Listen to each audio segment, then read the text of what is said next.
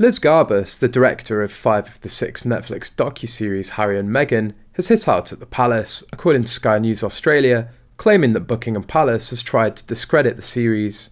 For me, what was really important was to connect the dots to these larger historical issues. They were, to their credit, very open and willing to journey down some of the paths that they might not have originally considered, she explained in a new interview with Vanity Fair. The love story is the spine, but for me it was always necessary to connect the dots to the personal story and the larger historical context. Royal News Network has dissected an interview with Liz Garbus and has found she might have thrown the couple under the bus. Brittany, of the Royal News Network, went over this in detail on Twitter, which we thought was fascinating. So, Brittany went over an interview with Liz Garbus and could read between the lines of how the director saw the docuseries versus what Harry and Meghan saw. The couple generally thought that their so-called love story would be enough to push people to watch. However, this is not how Liz saw it.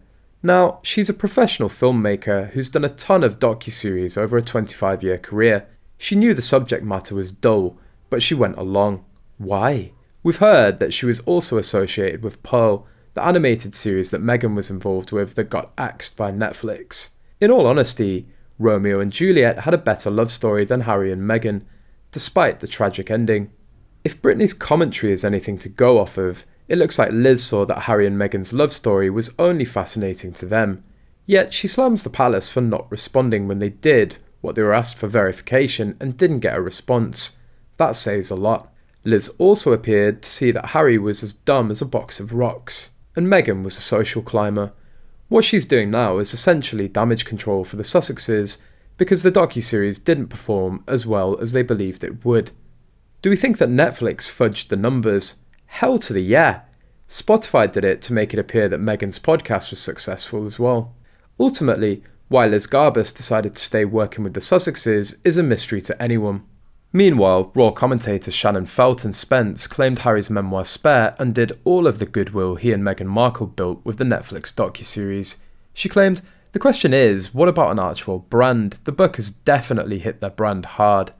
In my estimation, they had everything they wanted a month ago after the Netflix show. The story was out and garnered massive sympathy from even the most apathetic American viewers. The memoir undid all that goodwill, and the press tour has been an absolute cringe fest."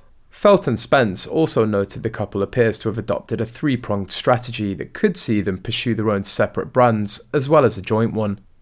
She told Fox News Digital, "The book was always Harry's thing, in the same way the podcast was always Meghan's.